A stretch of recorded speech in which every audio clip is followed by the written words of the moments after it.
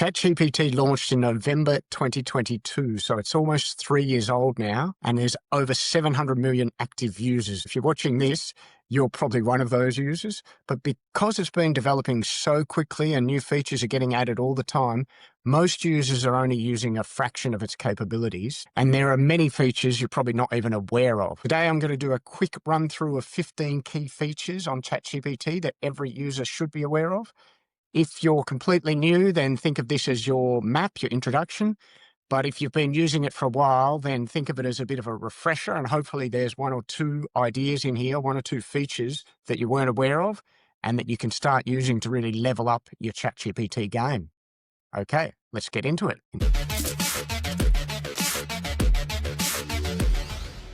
Welcome to My Way or the AI Way. I'm Scott Davison. I'm on a mission to master AI, and I've been sharing that journey via this podcast. And I've been trying various AI tools, but by far the one I'm using the most is ChatGPT. And as I say, pretty much everyone's using ChatGPT these days, but most users are just scratching the surface. So what I want to show you today is some of the key features I love about ChatGPT. And these features can take you from being a beginner to an intermediate to an advanced user very quickly. Now, I'm going to be covering 15 features in total, but I'm going to move through them really quickly. If you want to jump ahead to any of the features you're particularly interested in, you can use the chapter markers below to jump ahead. But let's start with some beginner tips. So if you're completely new to ChatGPT, this is what I would recommend you do before you even start using it. But if you've been using it for a while, these are still good things to go back and set up. Now, firstly, if you haven't done so already, make sure you grab the mobile app of ChatGPT. Obviously, having it on your phone just means you're going to be using it more often, and that's the best way to learn the tool is to keep using it. But also, there are some features, really useful features, that are only available on the mobile app, and I'm going to be demonstrating those later on. So that's the first thing. If you haven't got the mobile app, go and get that. Make sure you're set up with that. The next thing that I know a lot of new users are really concerned about is privacy. So let me show you how to address that. I'm going to screen share here. If you're watching this, you'll be able to see what I'm doing. But if you're listening to the audio version, don't worry, I'll talk you through it. Okay, so let's address this question of privacy. The way to set this up is you go to settings down here in the left on your profile picture and you click on settings. And that will open up this box and on with a number of options. And what you're looking for here is the one that says data controls. And under data controls, you'll see at the top there, there's an option that says improve the model for everyone. I've got that turned off, but by default, that's turned on. So if you haven't already gone and done this, go and turn that off. And that means that whatever conversations you're having with ChatGPT, it won't be using that to train the model. And whatever information you're sharing with ChatGPT, it remains with you. So that's the way to address this concern of privacy right up front. And as I say, for free users or even for pro version, that is on by default. If you're using the business version, what used to be called Teams, but it's now called Business, that's one of the key differences for the business version. That box is turned off by default and it can't be turned on. So the business version is 100% secure, but if you're using any of the other versions, you need to go and turn that off manually. So while we're in the settings section, the other thing I would advise everyone to do is go to this personalization tab. And the top option there is custom instructions. If you click on that, it opens up a customized ChatGPT box. And this is where you can tell ChatGPT a little bit more about you. So you can enter basic stuff like your name and a little bit about what you do. That's really helpful to help it understand how to serve you better. But more importantly, what you can do here is you can customize its personality. So they now offer a few options in this drop down. You can make it more cynical. You can make it a better listener or a bit more nerdy. If you think of it when you are hiring a new staff member, there's obviously some hard skills you're looking for, but there's also some soft skills you're looking for in terms of personality. And it's much the same when you're working with ChatGPT. It can have different personality traits. And there are some that you may like and there are some that you may not like. So as you notice things you don't like, you can go in here and you can tell it to act differently. I'm telling it, for instance, to be very honest and to tell me if something's true. And I've asked it to be a bit more cynical, to disagree with me if it wants to. I find that ChatGPT by default can be very agreeable, almost sycophantic. You know, every idea you have, that's a great idea. So you can sort of customize that in here a bit and tell it to be a bit more cynical. And there's some other options here. You know, you can make it witty, you can make it a bit more humorous, encouraging, or Gen Z, whatever that means. So definitely go in and customize that. And then over time, as you find things you don't like, that's where you can change that setting. And then there's a section here for anything else ChatGPT should know about you. And this is system level instructions. For instance, I've got in here things like I don't want it to use the M dash. I want it to use other punctuation such as commas, colons, and semicolons. I've never used the M dash in my life. It's something AI seems to love using, and it's a dead giveaway. So I've asked it not to do that. And I've asked it to use British English. And I've even put in here, you can see no onion or garlic in the recipes. I found I was having to repeat that instruction a lot.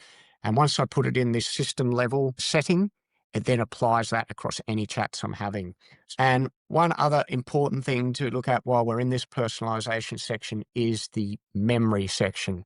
And you can see in here, it's got memories that will be turned on by default, which is good. You want it to remember a lot about you. And ChatGPT has recently done lots of upgrades on its memory. So it can now, it's got a huge memory and it can reference all the previous chats you've had, which in general is a really good thing because it's like a staff member.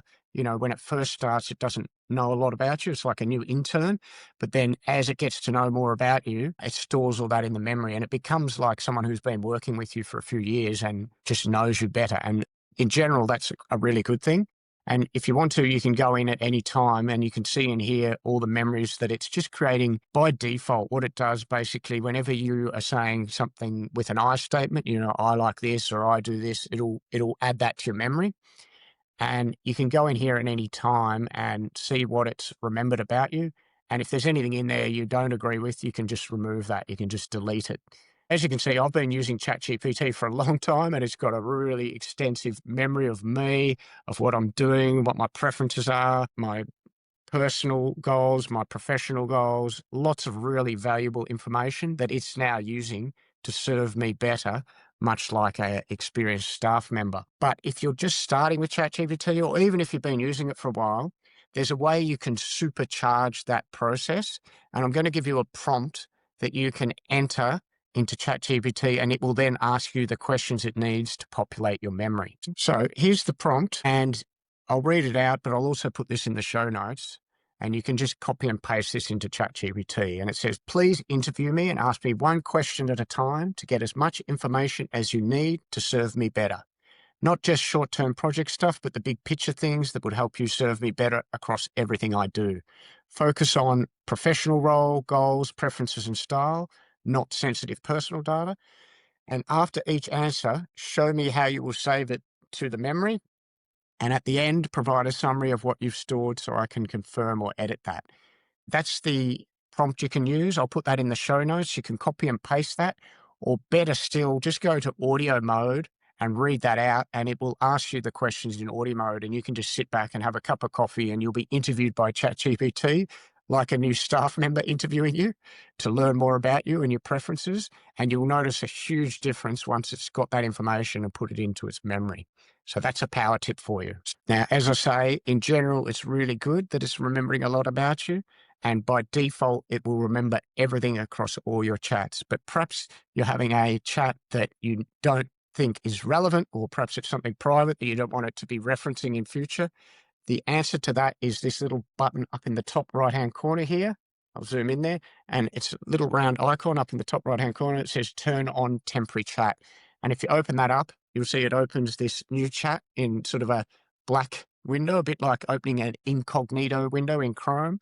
And every discussion you have within there won't be used outside of this specific conversation. So that's a way of having a private chat with ChatGPT, and you know it won't be populating your memory. So definitely use that temporary chat function. Just be aware right now you can't use that temporary chat function in audio mode, but in all other modes, go ahead, open up a temporary chat, and you can be sure that it's all private. So those are perhaps some fundamental things that you want to know about and set up as soon as you can. Let's move on to some of the very basic ways you can work with ChatGPT. And there are really three ways to have a chat with ChatGPT. The most common way that most people do is they go in here and they start typing. Yeah. And this is the way we've been communicating with computers for many years. And by default, we just tend to always go to typing. But AI is a completely different way of working to traditional software. And whilst typing in a lot of cases makes sense, in other cases, you may be better off actually talking to it. And there's two ways you can do that. The first is this little microphone icon on the right, which says dictate. And if you open that up and you just start talking, as you can see, it's listening to what I'm saying. I can just be talking in my normal language, be as verbose as I want. I can say, forget that, go back, do this. And I can sort of give a lot more context in that way. And then once I've done, it takes a transcript of what I've spoken about there. And as you can see, it's captured everything I've said really accurately. And most of us can probably talk faster than we can type. So it's a more natural way of communicating. But the other reason it's really helpful is whenever you start using AI, one of the most important things is to give it context. And the more context you can give it, generally, the better. And so if you can talk and give it more context quicker than what you would if you were typing, you're going to get a better result. So I use that dictate function quite a lot now instead of typing, and I find it's a much more efficient way of entering a prompt. But the third way you can talk to ChatGPT, which is even more mind blowing and often even more appropriate, is the advanced audio mode. And that's this other icon next to the microphone, the little circle with 4 lines on it. And it says use voice mode. This works on the desktop version, but it's really useful on the mobile version. Instead of having to type in with your fat thumbs, you can just switch to voice mode and you can have a back and forth conversation with ChatGPT. So let me stop sharing just for a second, stop screen sharing, because I want to show you how this audio mode works on mobile. That's where I'm using it a lot. Obviously, you can use it on the desktop version, but it's really helpful on mobile. And you just take out your phone, you click on the audio option, and here we go. Hey, ChatGPT, I'm just doing a podcast episode about the audio mode. Say hi to my listeners and tell them one thing that they should know about ChatGPT. Absolutely. Hi, everyone. So, one thing to know about ChatGPT is that I'm here to help you out in all sorts of conversations, and I can adapt to a whole bunch of different styles. So, feel free to just chat away, and I'll keep it nice and straightforward for you. Thank you. So, as you can see, it's a really easy and interactive way of having a back and forth conversation with ChatGPT using the audio mode. And I use that a lot.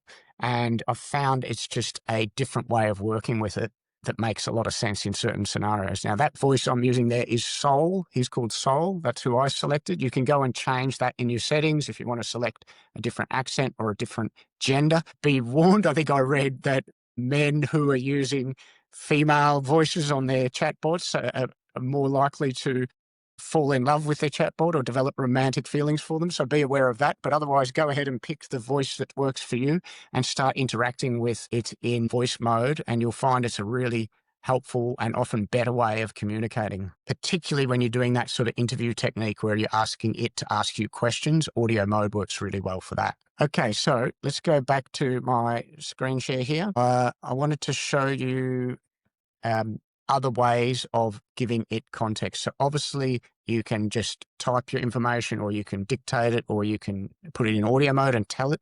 But as I say, with AI, the more context you can give it, the better. And there are other ways to give it context, which is this plus icon you see next to the chat. And in here, you can add photos and files. So you can go and attach files from your desktop or from any shared drives that you've connected up. You can upload photos. Basically, you can attach as many files as you want. I think there is a limit. I've never found that limit. And if you've got spreadsheets with data or you've got reference documents or just photos, often that can be a really good way to give it more context. So definitely use that function to add photos and files. And as I say, you can easily hook up with your Google Drives or your SharePoint drives and just access it that way. And again, power feature. This is again where this mobile version can be really helpful. So in addition to being able to attach files, if you're using audio mode on the mobile, what you can do is you can actually, when you're within audio mode, you can click on the video icon and it basically opens up your camera and ChatGPT can now see whatever I'm seeing, right? So I can then just ask it a question. Hey, ChatGPT, can you identify this watch that I'm wearing? Yeah, absolutely. So, I can see the watch on your wrist, and that looks like an Apple Watch to me. Yep. Pretty recognizable to. And what does that little button, the windy button up on the top right, what's that used for? Yeah, the little windy button, which Apple calls the digital crown, is basically for scrolling or selecting things on the watch. You can use it to You get the idea. It's a really helpful way of showing it what you're seeing, and it can talk you through things. And I use that a lot for troubleshooting, tech issues like that. You can even point it at your screen and it can see what you're seeing on your screen. ChatGPT does not yet offer screen sharing on the desktop version, so that's a way around it. No doubt they'll add screen sharing very soon. I think Google already offer it. But you can just hold up your phone and it'll talk you through an IT issue. Yeah, I've used it to fix my coffee machine. I did a whole episode on how I was able to fix my garage door using that function.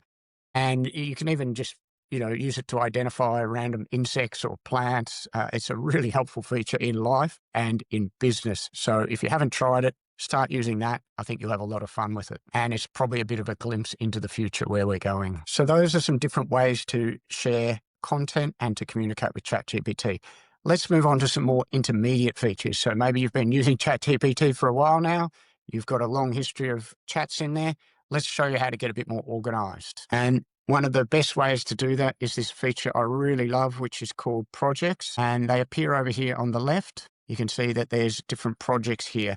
And the way projects work, if you think of it, it's a way of grouping your chats into logical folders as you're having lots of discussions with ChatGPT about work, about life, about different projects, different clients. You want to organize those into different folders, much like you would organize your files on your desktop. And projects is the feature they've added not so long ago that allows you to do that. And I'm using them a lot and they're really helpful.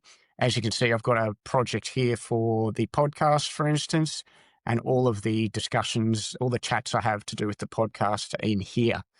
You can attach files to a project, so any reference files that relate to that specific project that it can then refer to, and it will do that every time you start a chat within that project. It goes and reads all those files before it responds.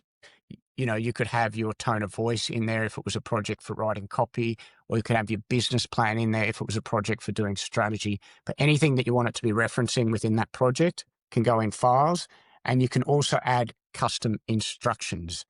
Now, they've recently, in the last few days, they've done an update to projects to add some new features, which I'm going to show you. But it appears that a bug has appeared on the desktop version and you can't actually get into those custom instructions right now. I'm sure that'll be fixed. So let me just switch quickly to the desktop version here, just to show you where those live. So within this version, I can go in here and edit instructions. And this is a folder I've set up for cooking and food. I use ChatGPT for a lot for that. And as you can see in here, I've got some things I want to avoid, onion and garlic, and then offer gluten-free options when cooking with the kids. And I've also put my diet objectives in those custom instructions, and they live within that project. So if you were thinking of a client project and you've got specific instructions, maybe there's a specific audience that client's targeting, you can put those in the instructions at the project level. Previously, I showed you how to put instructions at the account level. They'll apply across all chats. You can also put instructions at a project level, which is really helpful. And the new feature, which they only just released last week, like a few days ago, literally, which is why there's a few bugs still, but this is definitely going to be a really helpful feature. You can now set project level memory. So as I mentioned, the memories it'll store across your whole account by default, and it'll reference chats from all your different projects by default. But maybe you want to just contain those discussions within a project. If it's a specific client would be a good example. You don't want it cross-pollinating with all your others. And you can now do that using project-only memory. And it's in the settings on the project here. And you can see by default, the project can access memories from outside chats and vice versa, but you can select project only, and then it will only access the memories within that project. It won't cross-pollinate them across the rest of your account. Now, as I say, that's a really helpful feature. Unfortunately, they haven't made it very easy to use at this stage, so you can't, as you see on that one, I can't actually go and edit that. So once you've set a project up, you can't change the memory. It's set in stone. So the only way to do this is if you're setting up a new project, you need to remember at the point where you're setting up a new project. So let me show you how to set up a new project. You go new project, you give it a name. Maybe this one's for investing. That's a good thing to call this. You can now color code them, which is good if you want to have lots of projects. And when you're first setting it up, if you click on the settings icon, this is where you can go, okay, I want project only. So everything I'm talking about in my investing project is going to stay within that investing project and it won't be referencing it outside of that. And then you create your project. And as you can see, I've now got a new project over here, investing, and anytime I want to go and chat within there, I just open up that project and start chatting in there. Or you can take previous chats and you can drag and drop them into that project. So it's a really good way of organizing all your chats into logical groups. But as I say, it's also a good way to have custom instructions, custom reference files, and now contain memories within a specific project. So projects are a great feature if you're using ChatGPT extensively. And if you're not using them already, definitely start using projects. But there are a few limitations on projects. Right now, you can't use connectors within projects, and you also can't share projects with other people. Now, this is something that I think they'll have to add soon because it makes sense that you would want to have projects within a business account. But right now, you can't share projects with other people. So one of the other features you could use in that scenario is custom GPTs. Your custom GPTs appear over here in the left-hand column, and typically custom GPTs you would build for a specific task, a repetitive task that you're doing lots of times in the same way, so that rather than having to repeat those instructions each time, once you've sort of trained it and you've created the perfect prompt and you've got the process down, it's in a custom GPT and you can just run that each time. Or you can share that with other people and they can use the same process you've been using. So let me show you quickly how these custom GPT works. Let's go to this LinkedIn post builder. This is one I've built to do LinkedIn posts. And if we take a quick look at what's in it, there's custom instructions, which are just a long prompt that you paste in here. And you can use ChatGPT to help you write those instructions. Then you can attach a knowledge base, so different files. For instance, for my LinkedIn builder, I've attached a bunch of files on reports on what works best on LinkedIn, best practices, as well as my tone of voice, the types of posts I like. And it's using that to write LinkedIn posts in a very specific way. And that's a great use of a custom GPT. And as I say, you can even share that with other people. And some people make their GPTs available in the GPT store, which is here. And there's a bunch of different GPTs in there that people have built for specific tasks that they make available to the public. So that's what custom GPTs are. Similar to projects, but probably a bit more shareable. And they tend to be for a very specific task. So within a business, you can probably think of lots of tasks that could be semi-automated using a custom GPT. Okay, so let's move on to some more advanced features. I think I'm up to number 10 here. Let's look at advanced features. And these advanced features mostly appear on the plus icon here. On a chat, if you click on plus, it pops up and you've got these other options here. So one I use a lot is actually Canvas. So let me talk you through Canvas. Often when you're having a chat with ChatGPT, you'll have a really long conversation. Maybe you're writing an email, for instance. You'll get the first version, then you'll want to make a few changes and it'll do a whole new version and you'll end up with this long chat with different versions of the email. Whereas if you use a Canvas, it opens that up in basically a window within ChatGPT, and you can use that to make edits to that document. And then it sort of moves from being a chat to being an asset that you can then download. Let me show you an example of this. For instance, this chat here, this is the chat I was using to sort of brainstorm this episode. I sort of went back with ChatGPT talking about what I wanted to cover. And then we got to a point where I said, okay, I now want to create a document, like a skeleton workflow, open that up in a canvas, and it puts it into this canvas. And as you can see, it has markup. So formatting, it has heading ones, heading twos, you can use bullet points. So it's more like a Word doc or a Google doc. And you can then go in and edit this. And it means you can either edit the whole thing, like, please rewrite this email, but make it more succinct and it'll edit the whole thing. Or you can go in and highlight a specific part that you want to change and you can just ask ChatGPT to make changes to that. Or of course, you can just go in and start typing yourself. So it's a way of working on a live document with ChatGPT. And then once you're happy with it, it's already in a really well formatted with all the markup. And you can just download that here as either a PDF document or a Word document, or you could just copy and paste it into Google Docs if that's what you're using. So canvases are a really useful feature for lots of uses. And if you haven't used them, start checking those out as well. Now, while we're in these advanced features, let me talk about one of my other favorite advanced feature, which is this one, deep research. Deep research is a really powerful tool in life and in business, and this is one that I use a lot. So deep research works a bit like doing a Google search, but on steroids. It will go off and do all the searching for you. It will search through multiple sites and it will come back with a consolidated report, including all the citations. This is really useful. This is the kind of task that you would spend hours doing yourself. You can now get ChatGPT to do that. There's a tool I've talked about previously called Perplexity, and that's what Perplexity was really developed as, and it got a lot of users based around that functionality. And it's still a really powerful tool, but of course, as always happens, the big guys then just go and copy those features. So I now find myself using ChatGPT Deep Research instead of Perplexity, but it works in much the same way. So to demonstrate this, I set it a task just before this podcast, which you can see here, a deep research task. I've been looking for a new air fryer. So I gave it a prompt to go off and do some research on air fryers, look at all the different forums, get some idea of the customer sentiment. And in this case, it took 7 minutes. It can often take much longer than that for a more detailed report. It's done 34 different searches and it's looked at 12 sources. And if you click on that, you can see over here on the right, it's gone off and it's looked at taste.com, it's gone to choice.com, it's gone through Reddit and read all the reviews on Reddit, which is something that's really useful, but can take ages.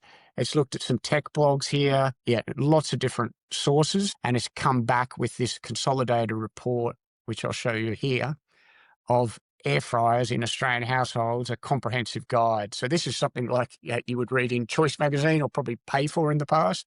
And it's sort of grouped them into different groups, budget air fryers. It's given me some of the key models, what the capacity is, approximate price. And then next to all of this, you can see it includes references. So you can always click through to go and read the original review or article if you want to. And a really extensive report. Now, that's probably more information than anyone would ever need for making an air fryer purchase, but I wanted to show you that as an example. But you can imagine how you would use that for more complicated purchases where you want to do a lot of research, or in a business context. This is something you should be using basically at the start of any new project or any new venture. It's really good for doing competitor research, for doing market research, and it can even do customer sentiment analysis, like basic market research of what people are saying about your brand or your product. Really powerful. It's the kind of thing you would have previously paid a research agency to go off and do, and you could do it in a matter of minutes using deep research. It does take a bit longer than a normal prompt. It's one where you want to take a bit of time thinking about the brief, get ChatGPT to help you write a really good brief, then put it in as a deep research and set it off, and then you can go off and do something else, have a cup of coffee and come back an hour later and you'll have that report ready to go. Deep research, wonderful feature. A couple of other advanced features I'll show you here, which appear on this plus icon. Create images. I've talked a bit about this in the past. I've done whole episodes on it, but just as ChatGPT can create copy for you, it can also create images. I would say it's not quite as competent with images yet as what it is with copy. You know, if you're writing copy, because it's a large language model based on language, it's really good at that. It'll probably do a job as well or even better than a professional copywriter. It's still getting there with images. On one hand, some of the things it does are just mind-blowing, but then some really simple things that you think it would be able to do, it still struggles with. So it can be a little bit frustrating. It's probably more for early adopters still. But if you haven't had a play with it, go in and have a play with image generation. Just upload a photo of yourself and get it to play around with different versions of your photo. It's a really fun tool, and it won't be long before it can be used as your in-house graphic designer. Another advanced feature it does that perhaps most typical users won't be using, but it's worth noting, it can also write code. So it does a really good job of writing code, and a lot of developers are now using ChatGPT or other models to write code. So if you ever need to write code or analyze code, just be aware that you can do that within ChatGPT. Just as it generates images and generates copy, it can also generate code. Okay, 2 more to go. Number 14 is one they've just added recently, which is study mode. Again, I think what they've done here is sort of taken some of the features from another product, which I've been using called Google Notebook LM. I've done a previous episode on that. That's still the number one product if you are studying or wanting to really go deep on a topic. But I think what's happened here is firstly, they've taken some of those features, but also there's been a bit of backlash about how AI is making us dumber and how students are just using AI to cheat. But this allows you to use AI to actually make you smarter, and it's a study mode. And it means you can put a topic in here with ChatGPT and it will sort of talk you through it in a Socratic sort of way where it asks you questions to make sure you've understood it, or it can provide study notes and things like that. So it's a really good tool if you're wanting to learn something. Flick to study mode and start using that. And then finally, probably the newest feature, which in fact is still got a new icon next to it, and I would say this is very much still in beta at this stage, is agent mode. Agent mode is worth knowing about because this is the direction it's going, and it's probably worth having a bit of a play with it, but it's still too early really to be using this for any serious business functions. When they launched it, they sort of talked about this agent mode being a combination of deep research combined with some of the other functionality of Chat GPT, including the advanced reasoning. And so it can do similar to deep research where it can go off and do web searches, but it can do multi-step tasks. The example they used a lot when they launched it was if you were putting together a holiday, it can go off, it can find your flights, it can find hotels, it can link up that all up and provide a full itinerary based on your preferences. And it's only one step away from being able to sort of give it your credit card and it'll actually book those flights for you.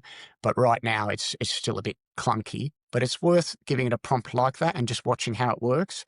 The other use case I've seen for agent mode, which I do think is helpful, is if you want to analyze your website, because it's got a browser built into it, you can actually ask it to go and look at your website or a competitor's website, and it will do it as if it's a user. It will open up different windows. It'll click on all the links, and it can do some basic UX testing for you, which is a really useful feature. So, agent mode, very new feature, definitely an advanced feature, but something to be aware of and something to keep your eye on because that's the future direction. Okay, there you go. Quick fire episode, as I say. That's 15 features that hopefully some of those you weren't aware of, and you can now go off and try those.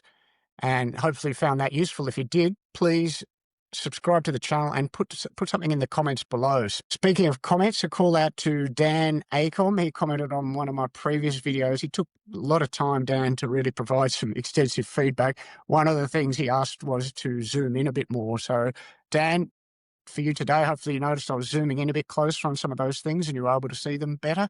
But thank you to Dan for that comment.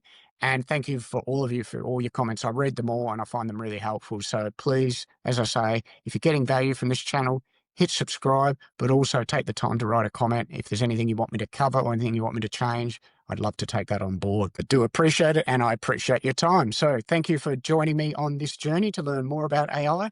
Until next week, I'm Scott Davison, and this is My Way or the AI Way.